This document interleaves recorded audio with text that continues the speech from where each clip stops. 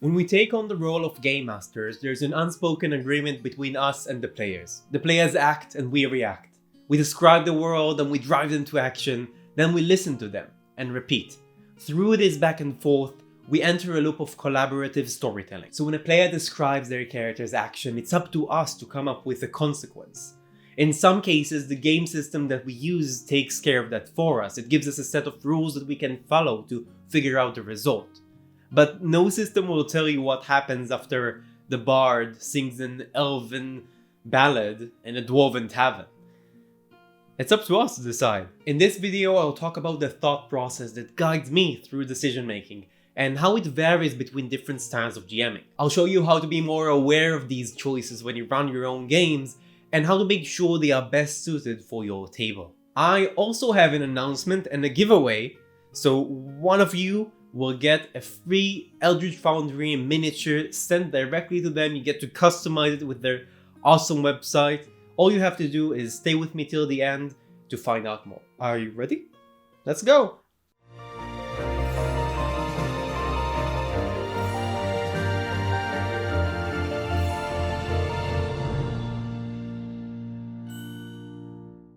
What's up, Battleflumps? My name is Aviad and I'm here to help Game Masters craft the best experience they can. And today, we're doing it with style. Hey Flumps, what's happening? Oh no, I think Sponsor Flump is hijacking the signal. Have you ever wondered what happened after Romeo and Juliet died?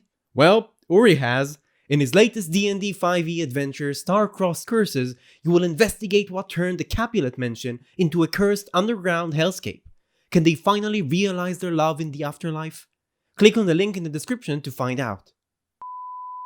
Okay, we're back. As Game Masters, we get to make a lot of decisions, many of which are completely transparent to the players. Some of these are really simple and require no thought. The solution just feels obvious and you move on. Other situations call for more creativity, and every GM has their own way of resolving them. Let's say you're the GM of a modern campaign and one of the characters is dashing across the highway. How would you handle that? Well, dashing across a highway can be really dangerous. There's a good chance a car will hit them unless the driver of that vehicle is vigilant enough to notice the character and steer away in time. As Game Masters, we can try to figure out the odds for that and find a way to represent them with dice. In this particular example, I'd say there's a 50% chance a car is close enough to endanger the character, and maybe another 50% chance that the driver wouldn't manage to avoid collision. So combined, there's 25% chance that the car would drive straight towards the character. So in that situation, we just roll a d4, and if we roll a 1, the character is out of luck. That line of thinking follows the realistic approach. You can further refine the numbers and add more complexity to the situation, but the idea stays the same. We try to create a scenario that is believable and really stimulates the world. If the characters just dash around over and over and never get hit, we'd feel as if the world is not realistic and it would make it less immersive for the players. But that's not the only way to do things.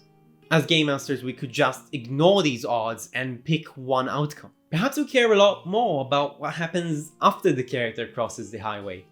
If a car hits them now, we might not get to the juicy part of the session.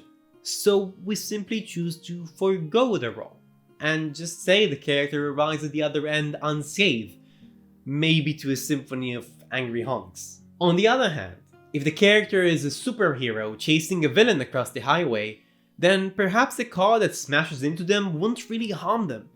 But it could harm the driver. With that in mind, it's fair to simply decide that the car is about to hit the character because they took that risk. Now, they have to choose between chasing the villain and saving the unconscious driver from the wreckage. These GMing decisions derive from a more narrative approach. Their goal is to create a dramatic story, so they left no room for chance. The narrative and realistic approaches don't necessarily contradict each other, but they could.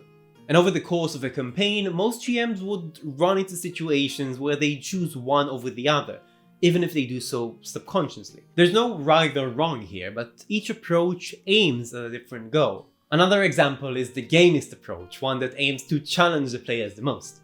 When resolving situations, the gamist approach would try to tie the game mechanics into our response, because people like to roll dice. They really do.